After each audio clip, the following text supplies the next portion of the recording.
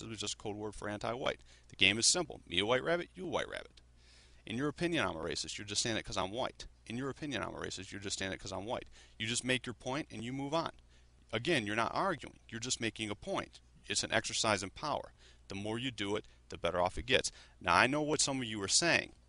Some of you steely-eyed Lone Ranger white rabbits are saying, I don't open my mouth. That's very intelligent. It's very intelligent. Being intelligent makes you useful for me. But to be useful for me right now, you have to be flexible.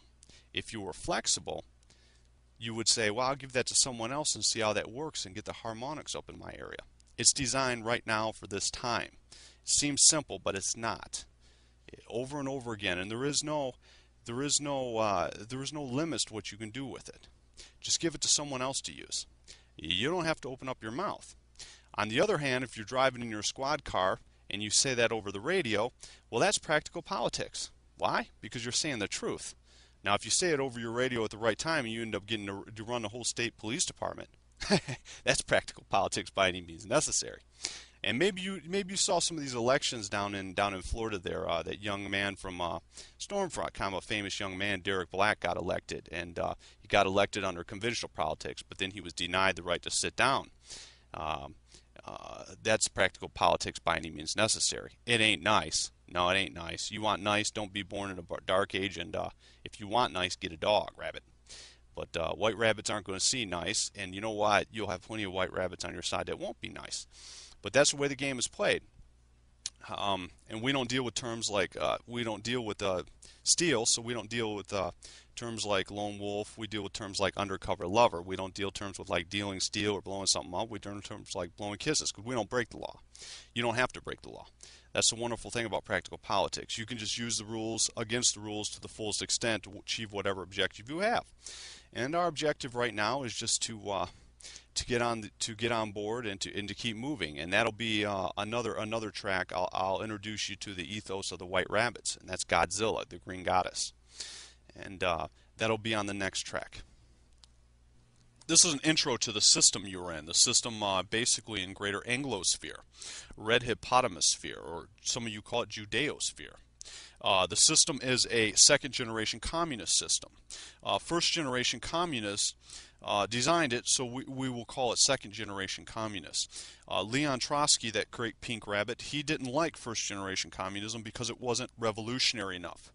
And let me define that for you. Russia's still full of white people. Vietnam is still full of yellow people. Communist China is still yellow. They didn't like that. They wanted something more revolutionary. and so they decided to mix up certain elements of first-generation communists, whether it be active measures or activia mirprenaccia, and then the English of the KGB, with some variety of different pseudo-capitalistic type things. So the social system is second-generation communist, or scientific racism, not scientific materialism. And the economic system is simply a corporate feudal state, or corporate feudalism, a feudal state based on corporate control, large plantations with corporate control. And so we have the thesis, second-generation communism, scientific racism. We have its antithesis, corporate feudal state, with a synthesis. That's globalism. But unless we define it, it all becomes wordism, and our enemies use it against us. They always change their isms, but it's always the same old ism, isn't it? Yes, it doesn't matter what ism they give you, it's the same old ism. Because it's wordism. And that's what they do, this ism and that ism, but it's all the same synthetic BS. And so I'm going to define it for you, and I just did that. First-generation communists, scientific materialism had nothing to do with race, really, but it did. But they didn't go out of their way trying to mix and match everything. Well, Trotsky didn't really like that. They wanted to end all particularism in a society, and so they started mixing and matching, and that's where you got the second generation, or what the conservatives now called social Marxism. Yes, they call social Marxism, but Marx was only interested in economics, so that doesn't make any sense. But you see, they like to define themselves. Well, we don't do that because you can't really argue with them because they'll always redefine themselves as another ism. But scientific racism is simply an accompaniment of every single ism you've heard of: multiculturalism, diversity studies, this ism, that ism. It all is the same old stuff. But what they did was they took like Chairman Mao's political correctness and they brought it into corporate America and all over Inglesphere. And how they did that was through Tavistock. Tavistock is a famous social engineering school. It's a famous school for second generation commies. And that was probably more dangerous than even the Frankfurt School. Most conservatives know about the Frankfurt School. They know all about cultural Marxism, but it isn't that. You never let your enemy define themselves. You define them for them because they'll always rearrange it on you. And that's what they do. That's what they're the masters of. But Tavistock was something that Freud ran, and Freud was involved in that, and he was involved in bringing certain ideals from Marxism, from active measures, from psychological warfare into corporate America, as well as the churches and stuff like that, because this stuff permeates everywhere.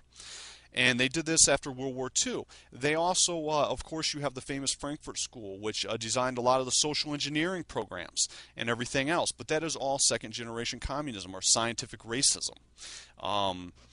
And it means it's a wide collage of every single experiment that they thought would work, from Chairman Mao's political correctness to so on and so forth. And the economic program, the reason it's so radical is because of basically how damaging it is. Again, their ideal is to destroy particularism, destroy anything unique about any tribe anywhere.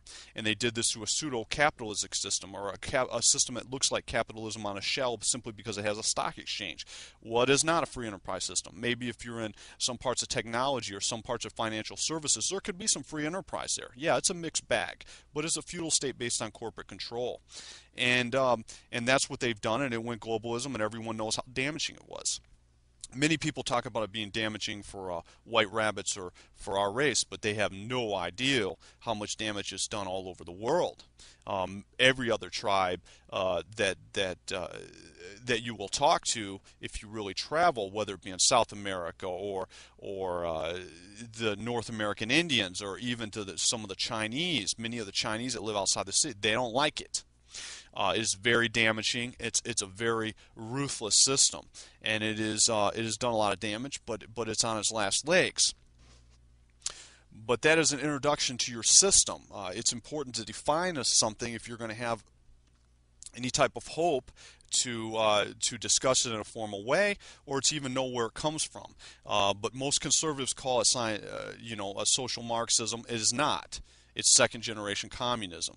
And they say that because they have a 401k plan, they like the stock market, and they don't see anything economic damaging about that. But a feudal state based on corporate control is extremely damaging because it's a two-pronged sword. And they also took it in religion. You know, they have the three spears there: religion, corporate or business, as well as the social engineering and government, society and education. But that's basically in a nutshell what it is: scientific racism, and it is on his last legs. And that's why most of the neocons, of course, come from communist thinking. They are Trotskyites, and Trotsky's one of the ones that came up with this stuff or started designing it, and it was deemed more revolutionary. The neocons, whether it be on the left or the right, will constantly say it's way more and it is. And that's what they're saying. It mixes and matches and destroys particularism. It kills tribes. It changes everything, and so on and so forth. But that's how they think. But it is important to understand that. In our programs, we never go into wordism. And if I do hit an ism, I'm going to define it in absolute so you know where it comes from, what it is. Because white rabbit thinking is the antithesis of wordism. Yeah, wordism is a byproduct of the pink rabbits and the red hippopotamus. That's chaos, because it always changes on you. It's always a different ism, but it's always the same old synthetic BS. Yeah, if we're going to deal with BS, it's going to be good organic white rabbit BS. The big tall fish tails that we understand where it comes from. None of this stuff. But that's your system in a nutshell. I'm going to give you a brief introduction to a topic that is critical for you to understand. It's a process you've been under your whole entire life, but very few of you know it. the actual word for it is demoralization, or activnia merprenatio in the language of the old KGB, or basic active measures, psychological operations, psychological warfare.